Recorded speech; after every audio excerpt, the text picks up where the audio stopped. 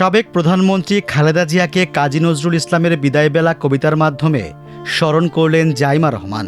কবিতার সঙ্গে একটি ছবিও শেয়ার করেছেন। এতে দেখা যায় দাদি খালেদা জিয়ার মুখোমুখি বসে আছেন এবং খালেদা জিয়া মনোযোগ দিয়ে জাইমার কথা শুনছেন। ১ জানুয়ারির সন্ধ্যা ৬টায় এ আবেগঘন পোস্ট করেন তিনি।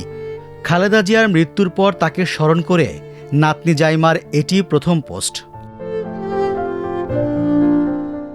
এর আগে লন্ডনে বসে ২৩ ডিসেম্বর ফেসবুকে দাদিকে নিয়ে একটি আবেগঘন পোস্ট দিয়েছিলেন জাইমা রহমান। বেগম খালেদা জিয়া তখন ঢাকার এভার কেয়ার হাসপাতালে মৃত্যুর সঙ্গে পাঞ্জা লড়ছিলেন। খালেদা জিয়ার জ্যেষ্ঠ পুত্র বিএনপির ভারপ্রাপ্ত চেয়ারম্যান তারেক রহমানের কন্যা জাইমা রহমান। রাজনীতিতে সক্রিয় না হলেও বাবার কাজে সহযোগিতা করছেন তিনি।